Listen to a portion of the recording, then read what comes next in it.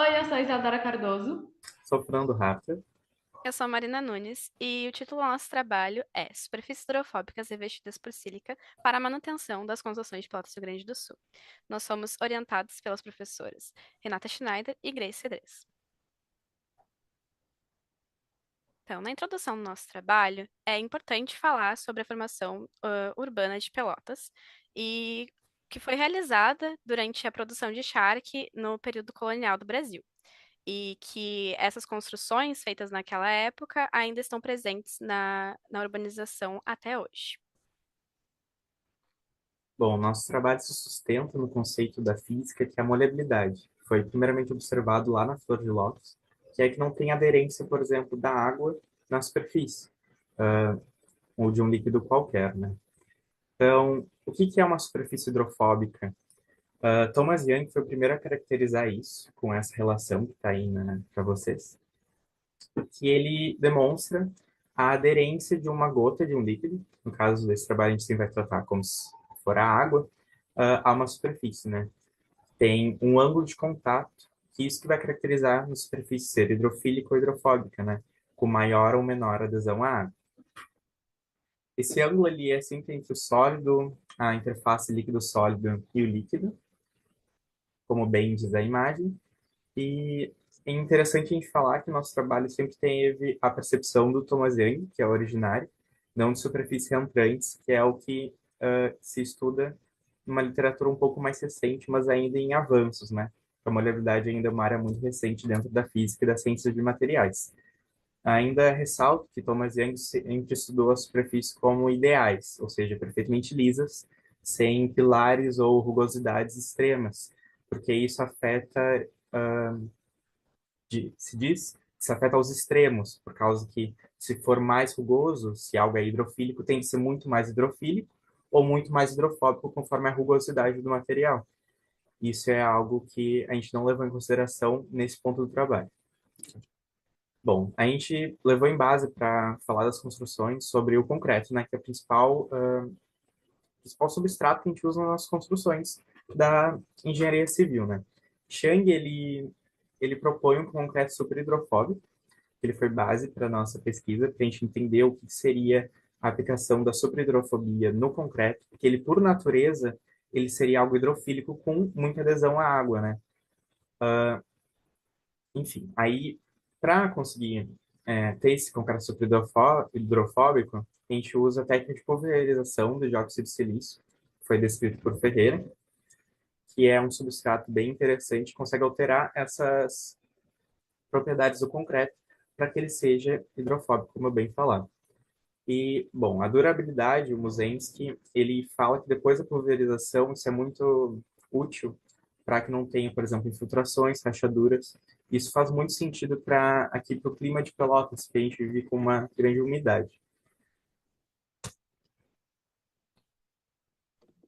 Bem, o objetivo do nosso trabalho é obter uma possibilidade de aplicação, claro, de maneira teórica, porque a gente não consegue fazer um experimento empírico, do nosso estudo. Então, por meio de artigos e trabalhos, estabelecer teoricamente a possibilidade de aplicar a sílica, que é o nome popular do dióxido de silício, aplicar esse composto por meio da pulverização em superfícies em superfícies de concreto, né, que seriam os compostos dos prédios históricos de Pelotas, porque o nosso objetivo seria achar uma forma de preservar esse patrimônio histórico da cidade, já que o clima de Pelotas é muito úmido, chove bastante, e isso acaba deteriorando os prédios, edifícios que fazem parte da história da cidade. Então, seria por meio da sílica que a gente transformaria as superfícies dos prédios históricos em hidrofóbicas. Bem, o nosso trabalho ele foi iniciado com uma visita do nosso grupo ao Instituto de Física e Matemática da UFPEL, que é a universidade aqui de Pelotas, da nossa cidade. E lá eles têm vários estudos e até um laboratório sobre superfícies hidrofóbicas, o qual o laboratório a gente foi apresentado e a gente até visualizou uma gota deslizando a superfície hidrofóbica, que são estudos que eles fazem principalmente para a questão de placas solares, transformarem as placas solares em superfícies hidrofóbicas. E toda essa demonstração, estudo, nos interessou bastante, fez a gente querer pesquisar mais sobre.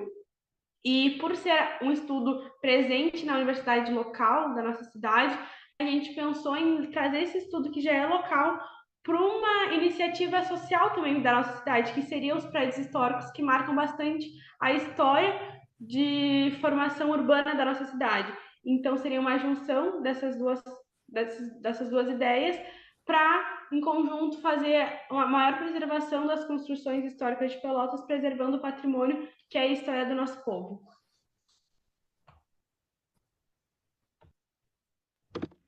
Bem, os nossos resultados de discussões se baseiam em falar um pouco mais sobre a sílica, como eu disse, o nome popular do dióxido de silício, que a gente aplicaria por meio da pulverização no Centro Histórico de Pelotas. E por que a sílica?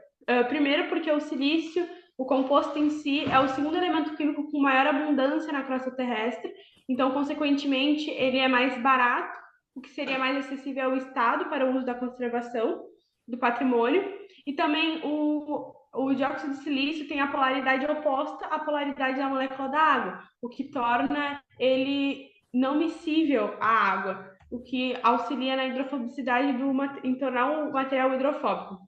E com isso, a pulverização desse composto só traria benefícios ao patrimônio histórico, porque tornaria tanto ele uma superfície hidrofóbica, autolimpante, e aí ele conseguiria se preservar sozinho e não iria ficar se deteriorando com o tempo por causa do clima da cidade.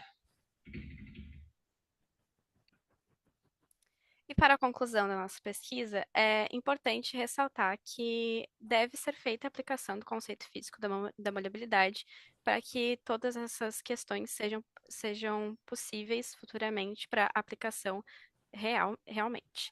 E também que é importante preservar a memória e a construção antiga desses prédios antigos, para que seja ainda permanente a memória da região e da parte urbana também da cidade. Os estudos ainda sobre as superfícies hidrofóbicas estão em construção ainda, eles ainda não são estudos perfeitos e que possam ser muito bem aplicáveis na vida real.